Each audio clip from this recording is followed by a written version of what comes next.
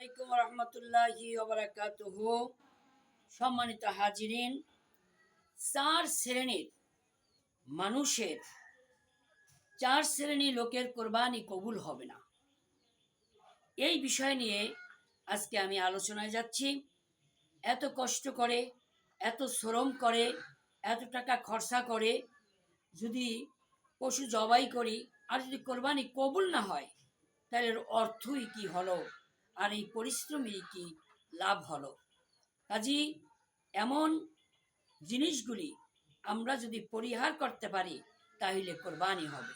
তবে জেনে রাখুন, চার ব্যক্তির কোরবানি আল্লাহ রব্বুল আলমিনের দরবারে কবুল হবে না, কবুল হবে না, কবুল হবে না। তার মধ্যে এক প্রকার হলো যে নিয়াত যার ঠিক নাই। এই কোরবানি দেওয়ার সময় নিয়াতকে তার সহি হতে হবে, সহি করতে হবে। তার নিয়াত সম্পূর্ণ আল্লাহ রব্বুল আলমিনের সন্তুষ্টের জন্য, আল্লাহ রব্বুল আলমিনের রাস্তায় উৎসর্গের জন্য, আল্লাহর ভালোবাসার জন্য। এই মনটা সম্পূর্ণ আল্লাহর জন্যই নিবেদন করে এই পশু জবাই করলে আল্লাহর উদ্দেশ্যে, সেটাই হবে তার সঠিক নিয়াত। আর যদি কেউ এই নিয়াতটার মধ্যে যদি গরমিল থাকে, গোস্ত খাওয়ার নিয়াত থাকে, মেহমান আসবে মেহমানদারির নিয়াত থাকে, অন্য কোনো মানুষের লোক দেখানো নিয়াত থাকে, মানুষ বলবে যে আমি এত লক্ষ টাকার গরু কোরবানি করেছি, আমার বাহবা দিবে, এই নিয়াতের মধ্যে ডিস্টার্ব হলে তার কোরবানি কবুল হবে না, কবুল হবে না, কবুল হবে না। সম্মানিত হাজিরিন, দ্বিতীয় প্রকার, দ্বিতীয় 2 নম্বর ব্যক্তির, দ্বিতীয় প্রকারের ব্যক্তি যাদের কোরবানি কবুল হবে না, তাদের 2 নম্বর দিক হলো যে তার উপার্জনের মধ্যে হারাম উপার্জন, তার টাকা হারাম টাকা, তার যে অর্জন করেছে সম্পদ, টাকা, এটার মধ্যে তার হারাম রয়েছে। এই হারামের টাকা দ্বারা, এই অবৈধ টাকা দিয়া, জাল জালিয়াতির টাকা দিয়া, আত্মসাতের টাকা দিয়া, পরের হক নষ্ট করিয়া অর্থ উপার্জন করিয়া, সেই টাকা দিয়া সুদ ঘুষ নানান রকম দুর্নীতির উপার্জনকৃত টাকা দিয়ে যদি পশু ক্রয় করে কোরবানি দেয়, তার কোরবানিও কবুল হবে না। তাহলে এখানে তার কোরবানি হতে হলে তার বড় শর্ত হলো তার যে টাকাটা, এই টাকাটা হতে হবে হালাল। এই হালালের মধ্যে কোনো রকম এখানে শোভা সন্দেহ বা কোনো রকম ত্রুটি থাকতে পারবে না। তার একেবারে সম্পূর্ণভাবে তাকে হালাল উপার্জনকৃত অর্থ দ্বারা কোরবানি দিলে কোরবানি হবে।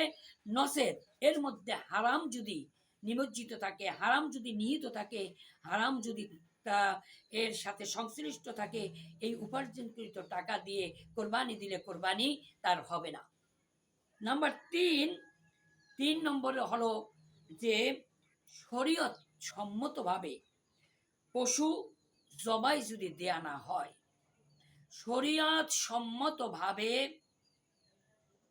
নিয়ম কানুন ইসলামী শরীয়ত মতো যদি কোরবানি করা না হয়, জবাই না দেওয়া হয়, তাহলে তার কোরবানিও কবুল হবে না। যেমন সে এই বলল যে কোরবানি দেওয়ার সময় আল্লাহ তাআলা ছাড়া অন্য কোনো গায়রুল্লাহর উদ্দেশ্যে যদি কোরবানি দেওয়া হয়, যেমন এখানে হতে হবে সম্পূর্ণ আল্লাহর সন্তুষ্টির জন্য, আল্লাহর নামে হতে হবে, অন্য কোনো নামে নয়। তবে এখানে মাসলাটা একটু স্পষ্ট হতে হবে। যেমন আমি মোহাম্মদ আব্দুল করিম, আমি মোহাম্মদ আব্দুল সত্তার, আমি কোরবানি দিতেছি আল্লাহর সন্তুষ্টির জন্য, আল্লাহর রাস্তায়, এখানে সম্পূর্ণ আল্লাহর জন্যেই আমি দিতেছি। কিন্তু এখানে বলতে হবে যে আব্দুল করিম, আব্দুর রহিমের পক্ষ থেকে, আমার পক্ষ থেকে আমি আল্লাহর সন্তুষ্টির জন্য আল্লাহর রাস্তায় জবাই করতেছি, কোরবানি দিতেছি। এইভাবে করলে তার কোনো সমস্যা হবে না। কিন্তু অনেকে মনে করে যে এই নাম উল্লেখ করে যদি কোরবানি দেওয়া হয় কোরবানি হবে না। না, নাম নয়, এখানে গরুর মধ্যে 7 ব্যক্তির নাম দেওয়া যাবে, 7 জনের 7টি নাম দেওয়া যাবে। ছাগল হলে একটি নাম দেওয়া যাবে। কিন্তু এখানে যেমন আব্দুল করিমের নামে কোরবানি নয়, কোরবানিটা হলো সম্পূর্ণভাবে আল্লাহর নামে, আল্লাহর জন্য। কিন্তু কোরবানিটা দিতেছি আমি, কোরবানিটা দিতেছে আব্দুল রহিম, কোরবানিটি দিতেছে আব্দুল করিম, তার পক্ষ থেকে আল্লাহ রাব্বুল আলামিনের রাস্তায় কোরবানি দিতেছি। এই ব্যক্তিদের নামগুলি উল্লেখ করে তাদের পক্ষ থেকে কোরবানি দিলে তাহলে কোরবানি হয়ে যাবে। কিন্তু আব্দুল করিমের নামে, আব্দুল সত্তারের নামে সেটা হবে না। হবে আব্দুল করিম এবং আব্দুল সত্তারের নামে আমি কোরবানি করতেছি আল্লাহর সন্তুষ্টির জন্য। ইন্না সলাতি ওয়া নুসুকি ওয়া মাহইয়ায়া ওয়া মামাতি লিল্লাহি রাব্বিল আলামিন। আমার নামাজ, আমার কোরবানি, আমার জীবন, আমার মরণ সব আল্লাহর জন্য, আমিও আল্লাহর। কাজী এভাবে বললে আর কোরবানির সমস্যা হবে না, কোরবানি কবুল হবে। আর যদি অন্য কোনো গায়রুল্লাহর নামে কোরবানি দেওয়া হয় তাহলে কোরবানি শরীয়তসম্মতভাবে হলো না, কোরবানিও কবুল হবে না। হতে হবে একমাত্র আল্লাহ রাব্বুল আলামিনের নামে, বিসমিল্লাহি আল্লাহু আকবার এই বলে কোরবানি দিতে হবে ব্যক্তি এবং মানুষের পক্ষ থেকে। যাই হোক সম্মানিত হাজিরিন, 4 নম্বর হলো যে বয়সের থেকে, পশু জন্তু বয়সের থেকে নির্ধারিত, শরীয়তে নির্ধারিত বয়স সীমা রেখা যেটাকে এঁটে দেওয়া হয়েছে তার থেকে যদি কম হয় তাহলে সেই পশু দিয়ে কোরবানি করলে কোরবানি হবে না। এখানে মাসালার দিক হলো গরু হলে তাকে 2 বছর, পূর্ণ 2 বছর হতে হবে, ছাগল হলে পূর্ণ 1 বছর হতে হবে। শুধু বেড়া এবং দুম্বার ক্ষেত্রে এখানে মাসালা রয়েছে যে যদি কম বয়স অর্থাৎ 1 বছরের থেকে কম হয়, 6 মাস, 6 মাসের থেকে বেশি হয় এবং দেখতে 1 বছরের সেই দুম্বার মতন, আবার ভেড়া 1 বছরের ভেড়ার মতন, তাইলে সেইটার ব্যাপারে আলাদা। কিন্তু অন্য ব্যাপারে যেমন ছাগলের ব্যাপারে এই মশালা খাটবে না। ছাগলের ব্যাপারে তাকে পূর্ণ 1 বছরই হতে হবে এবং এটাকে শিওর হতে হবে। গরুর জন্য 2 বছর হতে হবে, মহিষের জন্য 2 বছর হতে হবে, উটের জন্য 5 বছর পূর্ণ হতে হবে, তাহলে কোরবানি হবে।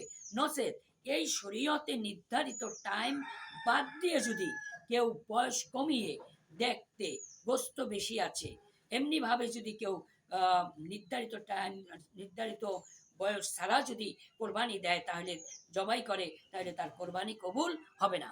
তাহলে হাজিরিন আমরা জেনে নিলাম এই 4 শ্রেণীর ব্যক্তি কোরবানি কবুল হবে না। কোন 4 শ্রেণীর? যে 1 নম্বর হলো সেই 1 নম্বর হলো নিয়াত যার ঠিক নেই। 2 নম্বর হালাল উপার্জনকৃত নয়, উপার্জনের মধ্যে হারাম, ওই অর্থ দিয়ে কোরবানি দিলে। 3 শরীয়ত সম্মতভাবে জবাই না দিলে, গায়রুল্লাহর নামে কোরবানি করলে, জবাই করলে। 3 বয়সের থেকে কম বয়সের প্রাণী অর্থাৎ জন্তু, পশু কোরবানি দিলে এদের কোরবানি কবুল হবে না। কাজী আল্লাহ রাব্বুল আলামিন এই দিকগুলিকে স্পষ্ট করার মধ্য দিয়ে হালালভাবে আল্লাহর সন্তুষ্টির জন্য আমাদের শ্রম, কষ্ট, সাধনা, আমাদের এই কোরবানি হজের মাসের এই কোরবানির মাস আল্লাহর সন্তুষ্টির মাস, নৈকট্যের মাস, আল্লাহ যেন আমাদেরকে মঞ্জুর করেন। আল্লাহর প্রিয় বান্দা হিসাবে আল্লাহ তার খলিলকে যেভাবে কবুল করেছেন, তার ইসমাইল জাবিহুল্লাহকে যেভাবে কবুল করেছেন, আল্লাহ যেন আমাদেরকে সেভাবে কবুল করেন। হাবিবে পাকের উসিলায় আল্লাহ যেন আমাদেরকে মঞ্জুর করেন। ওমা তৌফিকি ইল্লা বিল্লাহ। আসসালামু আলাইকুম ওয়া রাহমাতুল্লাহি ওয়া বারাকাতুহু।